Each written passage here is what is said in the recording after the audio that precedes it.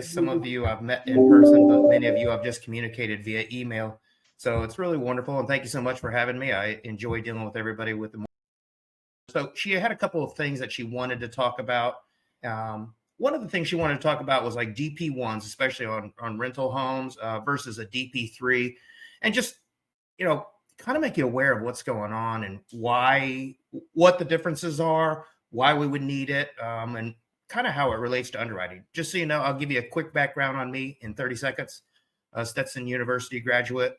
I did mortgages when I first got out, so I can speak much of the language. I understand your front end, your back end. I then went into banking software. So I did banking software on the mortgage side specifically for some major people. Trustco, you might have heard of them. They're a small little bank up the road. I also did a couple $billion banks. PennyMac was one of the banks that I did their entire loan portfolio. So I did that. And then I went and, believe it or not, went to a plant nursery because I was offered an operations management.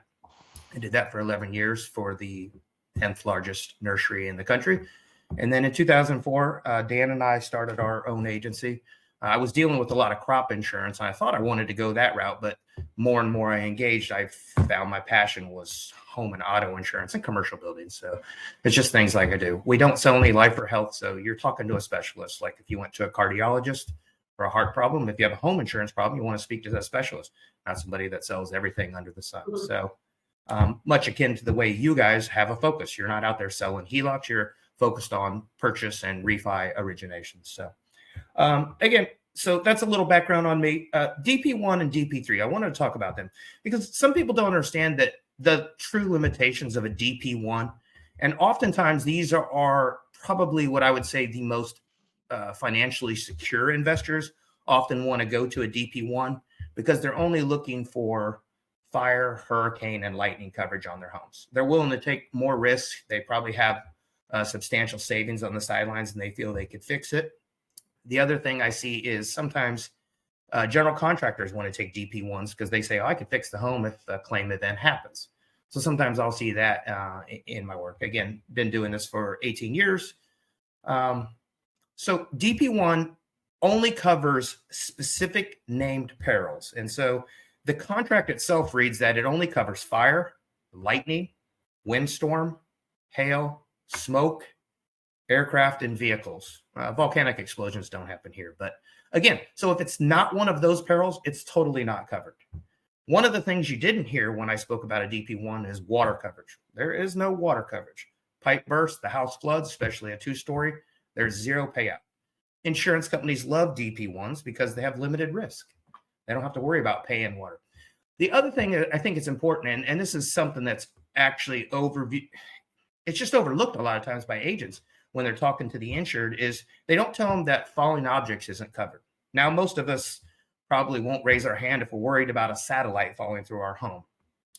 However, falling objects means anything falling. So that oak tree that blows in the wind in a nice little summer storm that we got, the branch crashes off, puts a hole right through your roof. I've seen it in the Bear Lake area. Not covered at all. So the insurance company gets away scot-free. So the DP1 also has another severe limitation in that it only pays on an actual cash value basis. So let's talk about a 15-year-old roof that would cost $15,000 to replace, and it's 7 years old. It's used about half of its life, 7 out of 15. It's about half of its life. So if it costs $15,000 to replace that roof, they can depreciate it, meaning they only have to pay you $7,500 and take the deductible too. So once again, the favorability swings into the insurance company's side. Reason we need these policies, typically a DP1 is written for people with high losses. So they've had several claims. An insurance company doesn't want to offer them their standard product, a DP3, which covers all perils. And we can talk about that in just a second. So they offer them a limited risk policy. This guy already had 3 water claims. I don't want to be the one to pay this 4th water claim, because you put it from an insurance company's perspective to stand in their shoes for 1 second. They're taking $200,000 of home risk with $10,000 of contents, $300,000 of liability, all for $1,000 or $1,200. So again, they could have a potential payout of $300,000, yet they're only bringing in $1,200 in income. And of that, part of that $1,200 they cede or pay forward to a reinsurance company to make sure if a hurricane comes in, they're not fully responsible for the claim. So what happens is the profitability or their chances get squeezed to minimal. So they, of course, like the DP1 because, again, it's an actual cash value basis. Now, DP3 is the reason we need these, of course, on investors is we need that loss of rent coverage. The underwriter will only take it with loss of rent coverage. I know I've spoken to Denise several times. We got to have that right now, and we need loss of rent coverage, and it doesn't say it specifically on there. So to tell you the truth behind the ISO form or Insurance Services Office, a DP3 form can pay both loss of use and or loss of rent. So if the insured decides they're going to move into that house, it would actually pay for the loss of use versus a DP1 form, which may not pay loss of use or loss of rent, or it will be very limited again. So the typical reason, like I said, a DP1 is written on is there's a high loss history. The risk is averse. They don't want to take on the additional risk. And so the insurance company can mitigate their risk by offering a diminished product, but at least it provides the basic hurricane and fire protection. So before I move on, do we have any questions about that? Greg, before you move on, so tell me, because I honestly stay out of insurance a lot, and the processing side of the business probably knows a little bit more than us than I do up front. So when would you need, is on any just regular house, can I do a DP1 and a DP3 for lending? So can I do either one of the policies, or do I have to have a DP3 policy? Well, typically the underwriter, and those of you that deal with underwriters will probably tell her that, oh, she needs that special form provisions because they want to know there's replacement cost on the dwelling structure itself. And some DP1s can be endorsed to have replacement cost. I know Universal sells one. But other than that, the bulk of the marketplace doesn't have it. So again, the underwriter is looking for the 3 on there. When I'm talking about the DP1 and the DP3, the numerical designation there talks about what form it follows, meaning what claims or perils it covers. So that 3, you might have heard HO3, which DP3 is very synonymous with that. It's basically a rental version of a homeowner's policy. So your question was, can I do either? Most underwriters won't approve a DP1 on a new purchase. Now, they will typically take it on a refinance, but again, not all of them will do that. It's because DP1 sounds like, to me, it's like a catastrophic, it's just for catastrophic events. You know, yeah, a lot of times it's used by, like I said, investors that have houses fully paid off. A lot of times they'll have DP1s and then they go into refi. They want to do a cash out so they can expand their portfolio of holdings. And a lot of times the underwriters I've seen in my experience that they require a DP3 to move forward. So sometimes I'll have to switch that policy if they do. So, and I think we're seeing this a lot in insurance, medical insurance, and because it used to be where, you know, when our parents had insurance paid for everything. You know, we never were out of pocket any medical expenses ever. Like my parents never did. They always called it, you know, and then now it's going to where medical, where you're going to be out of pocket. You're just getting a discount because you have the insurance. And then it sounds like the homeowner's insurance is going like this too, where anything that happened to their house, they made a claim and it would be paid in full, but that's not happening anymore. It seems like now you're just going to get that discount. You're just going to get reimbursed. You can't use your insurance as a savings account. You have to actually save up, and the insurance will help. Is that where you're seeing it going as well? Yeah, I'm seeing more and more of where they're mitigating the risk and passing it forward to whomever's holding the policy. So you'll see that more and more. I know roof age is severely limited, as all of you have experienced on one client file or another. So they're just trying to mitigate the risk. If you want to talk about a big picture from the Florida marketplace, remind you, there's 70 companies in Michigan and 45 here in Florida. No companies failed in Michigan last year. 3 failed in Florida. So again, you have a smaller group, yet they're taking on more risk. And the Florida insurance marketplace, and I know I've shared this with you, Christine, but to look at the big picture, let's add State Farm and everybody in here. Okay, there's $4.5 billion in capital reinsuring the Florida marketplace. So that's cash on hand. In the first 9 months of 2021, they paid out $1.6 billion of that. Now, if we know we have 4.5, let's talk about a checking account. If we had $4.5 billion because our name was Elon Musk in our checking account, and we paid out 1.5, we only have 3 billion left. How fast can we burn through this cash, or how long can we burn through this cash if we don't replenish it? And that's why you have carriers taking risk, more risk adversity, meaning that they're trying to spread the risk back to the consumer more, or mitigate what policies they're willing to take on. Mm-hmm. I mean, that's a 3-year cash burn rate. So again, we need capital infusion. And what investor is raising their hand and running to push money into a Florida marketplace that just lost 30% of its capital? Again, and the weather is unknown. I mean, and we're totally known for having storms and destruction. I mean, it's not.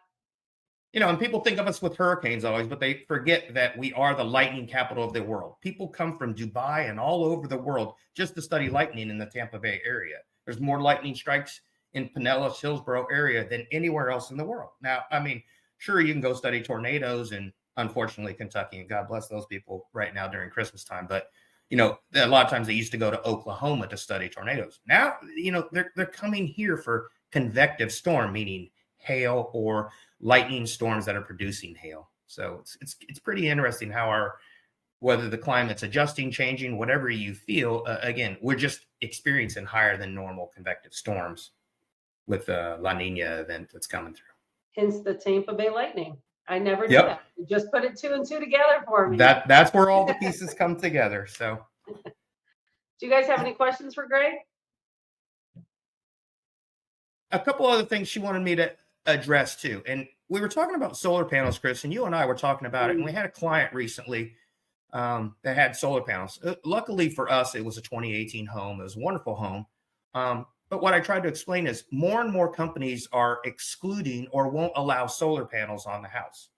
So what I wanted to tell everybody here, because you're doing the front end underwriting, expect pushback if you see a home and you review it and you get the contract and you see, and many of you will send me the contractor pictures or realtor photos associated with it. But if you see that solar, know that you're going to go up against a little bit of pushback because insurance companies aren't pro solar. And it's not that they're not pro energy or alternative energy. It's the cost to remove the solar when the roof is damaged by hail.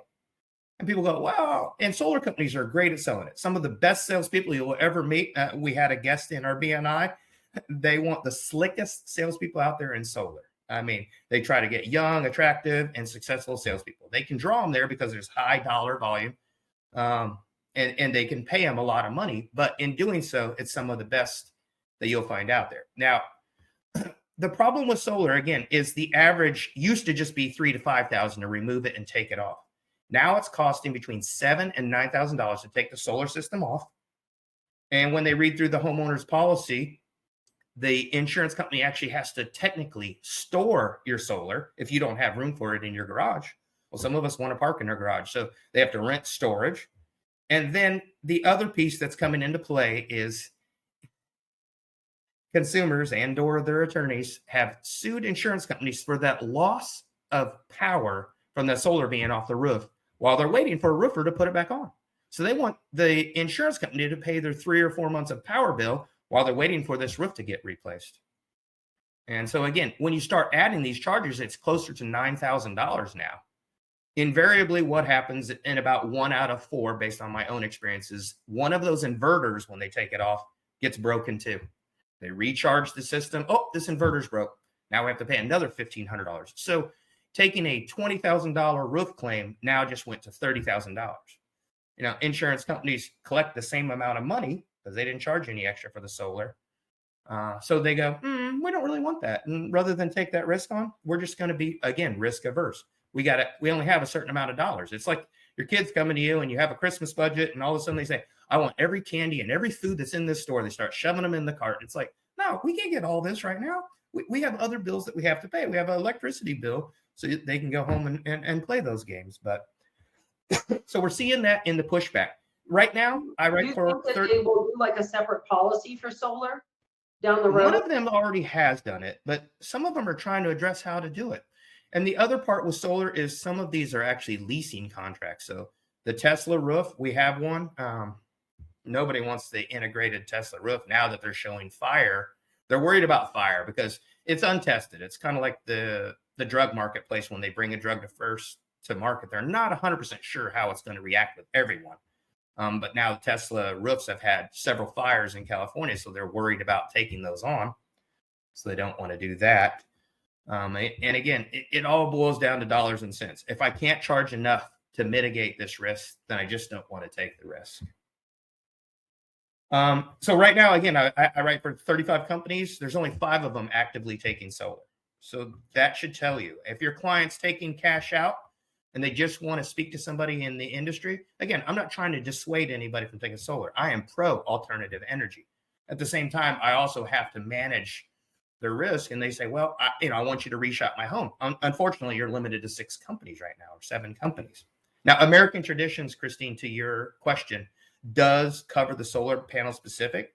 I'll give you a prime example on that home that we just recently wrote. We had a $20,000 in solar, which isn't enough to cover the entire system, but it does protect it for hurricane, et cetera. And that's $450 extra a year. Now it's peace of mind, but at the same time, the insurance company wants you to pay for that peace of mind, not just offer it gratis. So there's no more handing out the little mints at Olive Garden. They're not free anymore. I mean, I think if you add an extra something, I mean, I know I own a home that's near the water. I get, but I'm not in a flood zone. I get flood insurance because I want that peace of mind. It's worth it to me to pay an extra $500 a year because we're 100 yards from a ginormous body of water. Seems like you would do that. Well, and I do try to tell, just so you know, any of the borrowers when I talk to them about the solar and if there's any additional costs, I do try to say it's also all rolled into your escrow payment. You know, let's not freak anybody out on a contract. Let's go ahead and close this deal. You know, you take this in, but I do try to offer them poignant information that they can take in and digest. You know, at least they can make a rational decision from that. Yes. Well, we kind of have to get wrap it up here in just the next couple of minutes. 1 second, and then I'll wrap it up. Nadia had a quick question. Was there any relief coming forward in the business? And there's no relief in sight. Additional increases have already started. Citizens added an increase. The average markets are adding 10% already here in January. So I don't see pricing relief right away, but hopefully they can open up some by taking additional price. Maybe they can take on additional risk. But other than that, I think that's the topics that Nadia asked me to kind of just review and talk to you. Any of you that have any questions, I would be happy to answer either one-to-one or via email. But thank you so much for having me today. I'll let you have your meeting. And have a wonderful weekend, Thanks, everyone. Greg. Merry Christmas. Merry Christmas. Thank you. Merry Bye, Christmas. everyone.